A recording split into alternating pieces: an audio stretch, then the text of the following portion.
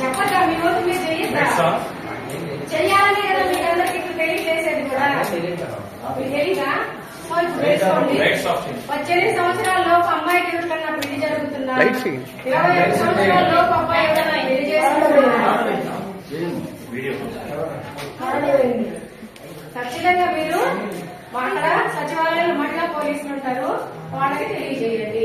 ఈ విధంగా 18 సంవత్సరాల్లోపు అమ్మాయి పెళ్లి జరుగుతుంది మా ఏరియాలో అని. మీరు చదువుకుంటున్నారు, మీరు కూడా చేసుకోవాలి కాబట్టి మీ బాధ్యత మీరు కూడా ఇచ్చేయండి.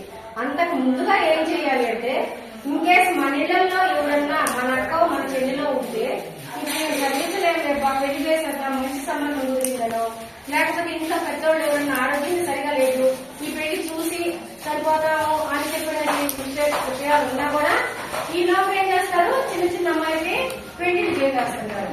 సో మీ బాధ్యతగా మీరు ఎవరికన్నా మీ బంధువుల్లో కానీ మీ దగ్గర కానీ మీ ఇళ్లలో కానీ జరుగుతుంటే చెయ్యకూడదమ్మా. 18 సంవత్సరాల లోపు అమ్మాయికి పెళ్లి.